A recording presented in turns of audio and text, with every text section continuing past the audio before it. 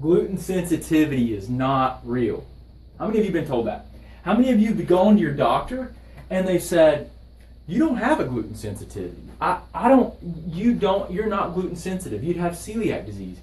Or they test you and they say, you don't have a gluten problem, right? How many of them look at you as if you're crazy and you need to stop listening to people on the internet?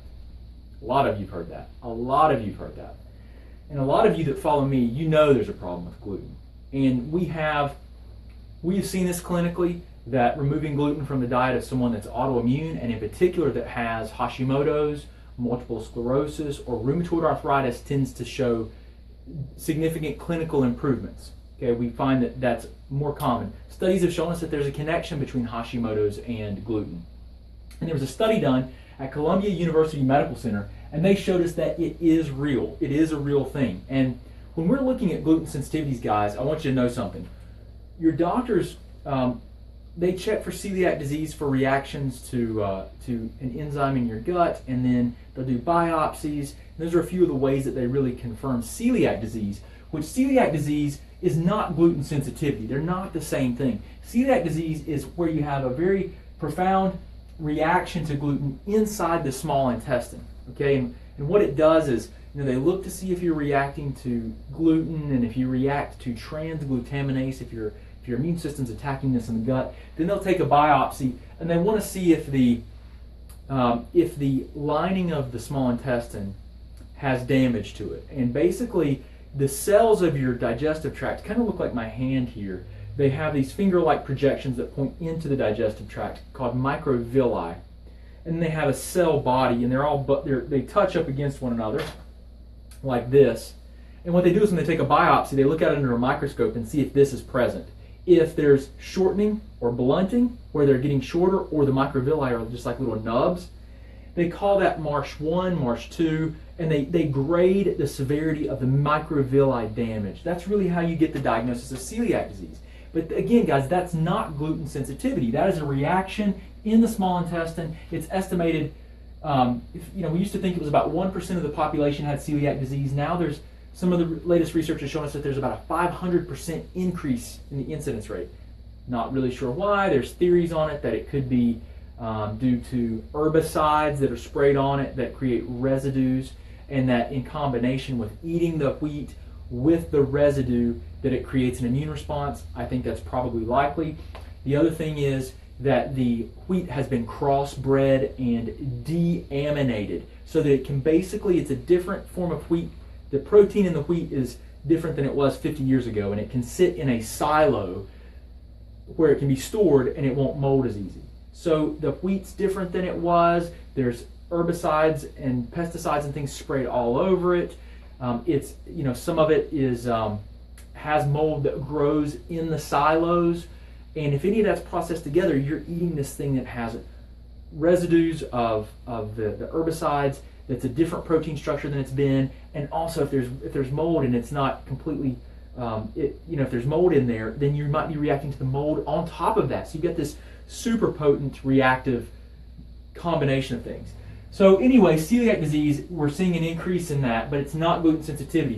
Gluten sensitivity is a reaction to gluten that is systemic throughout the body. Celiac's more localized to the small intestine.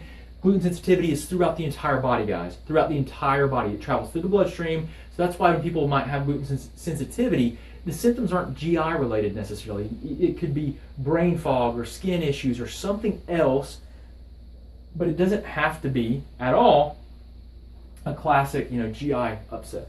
And people that have full-blown celiac disease, a lot of those people are not symptomatic. So this is estimated 6% of the population, up to 1 in 3 people are gluten sensitive. And there was some research that was done that gave us some different numbers here, but there's a lot of more people are believed to have gluten sensitivity. Okay, so we can test for this. This is a real thing. It's a real thing. So I know you've heard this, but it's just not true. And your doctors are mean well. They're trying to protect you. But even when I hear things I don't know, I don't adamantly disagree. Okay, it's very rare because I don't know everything. And I'm always, okay, maybe I'll look into it if I have an opportunity, but I don't adamantly dismiss things, but your doctors are trying to protect you. Now let's get into this. Gluten is linked to many different autoimmune conditions. In particular, Hashimoto's thyroiditis. We know there's a link there. Research and clinical observation has shown us that. Really, it's the protein in the wheat that mimics thyroid peroxidase. It looks similar on a molecular level, that causes the immune system to be more likely to cross-react or attack your body's thinking it's the wheat. It's implicated and connected to multiple sclerosis, rheumatoid arthritis. And we know that if you're gluten sensitive, there are neurological tissues, in particular the cerebellum, the back part of the brain that's involved with voluntary movement, balance, posture. It's also a processing center for a lot of the neurological pathways in the brain. It's really important. We know that the cerebellar tissue has similar protein structures as gluten. So the immune system, if it's reacting to gluten, it could easily, and it's more likely to cross-react or react to the cerebellar tissue because it looks so similar that it can't differentiate them. That's called molecular mimicry. They look alike. And the cross-reactivity is where your immune system attacks that other tissue. Okay? Because they look so similar. Neurological tissue is the most often attacked tissue with gluten sensitivity. We can test neurological tissues. I get Celiac Array 7 all the time. Celiac Laboratories Array 7 is something that we can do. Let's look at this. Testing. Let's talk about testing. Testing is inadequate. The current state of testing is inadequate. Your doctors are going to check you for conventional tests. They check one way you can react to gluten. There are at least 12 different compounds you can react to in the gluten molecule. Does one even come close to covering that? No. So what you do is they check you and they say, oh, you don't react to gluten, go eat it. That's wrong. That's inadequate. Celiac Laboratories Array number 3. Wheat gluten proteomic reactivity array is going to show you 12 different ways you can react to it, plus autoimmune markers like transglutaminase. We order it quite a bit. People that react to gluten, one of the other problems that they're going to have is that many people cross-react to other foods. It means that if your immune system sees gluten as foreign, it's looking at the protein structure of gluten.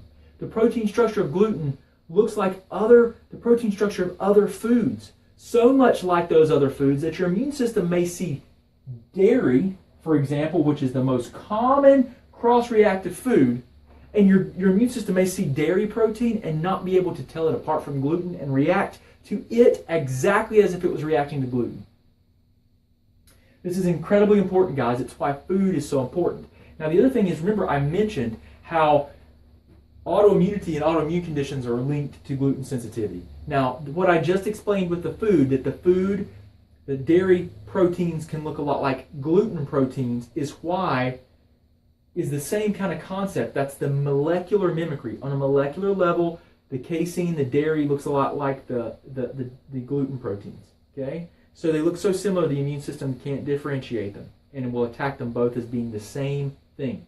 That's the same concept that happens in your body, how your tissues get attacked. The gluten looks like your thyroid peroxidase, the enzyme in the thyroid, and it attacks both of them. Can't differentiate them. Okay? So it's really important to remove the foods if you want to try to calm down and quiet down the immune system. This is a really important topic, guys. I wanted to share this with you guys because there needs to be a greater discussion, and you need to understand that this is a real problem. If you react to gluten, you need to be checked for cross-reactivity to other foods, which we can do. You need to investigate what's causing the problems, or you're going to be chasing your tail, and you're not going to be able to really get true resolution and maximum improvement in your health, guys. I see so many people that will spend hundreds of dollars a month on supplements after supplement, going to all kinds of different doctors, and they spend thousands of dollars when they could have taken that money and invested it into good, accurate testing and helped them to investigate and figure out what's going on so that they're not on this, so they don't have to do those things for the rest of their life. Give yourself the best opportunity to get better and have someone help you investigate and put together a structured plan of investigation to help you figure out what's driving and contributing to your problems. That's how you get true health. Otherwise, you do diets and you take supplements and you do all these things and maybe you improve some, which is valuable. but you spend all this time and money, and the time that you can never get back, and you waste that. If you're going to do something for your health, be serious about it. Invest in testing to get to the root of the problem and help you uncover what is going on. Okay? These things, guys, I see people all the time on autoimmune diets, ketogenic diets, GAPS diets, specific carbohydrate diets, and every other diet under the sun that's ever been out there. And we do testing for them, and guess what we find out? They're reacting to some of the foods on those diets. And the reality is that your autoimmunity is going to be as unique to you as your thumbprint. You're going to react to foods that no one else is reacting to. You're going to have infections and viruses and bacteria that no one else has, that your immune system is reacting to.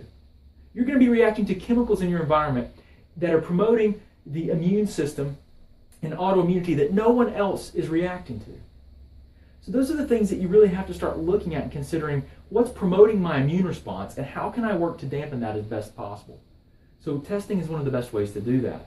But this is really important. I hope this helps you guys out. I really appreciate you being here. I hope this has really helped you to better understand some of the nuances and complications that are nutritional healthcare, and I hope this helps you guys to figure it out. If you need help, if you're stuck, if you want some guidance, you can go to drbradshuk.com. You can look at our website. We have tons of resources for you. If you need help, let us know. We may be able to work with you. I may be able to give you some guidance. I work with people via distance consulting around the world, and we can help you with getting testing and help you look over your case and try to organize a plan to help you help yourself, take your health back, be better partners with your doctors, and really just improve your quality of life. Okay, we're here for you. You can go to drbradshuk.com. You can look, if you want to understand more about working with me, click on the Application for Care tab, and that will help you to understand a little bit more. But guys, help us help other people. Other people have no idea about this information. Please share this message and really help us change the world and help people to take their health back. Okay, appreciate you so much, guys. Hope you have a wonderful day. See you again soon, and hopefully I'll have another topic. Please post on the comments here if there's something you want to hear about that I haven't talked about. Thanks so much. Talk to you guys soon. Hey guys, Dr. Shook, thank you for viewing our videos. I hope they help you out. If you want to, just subscribe to our channel somewhere here. You can watch a video that YouTube's actually selected for you, so hopefully it'll help you out. If you need any other information or resources, just look in the description. We've got links to our website, to our 9 lab test guidebook, and everything else that we do. I really appreciate you, and I hope you guys have a great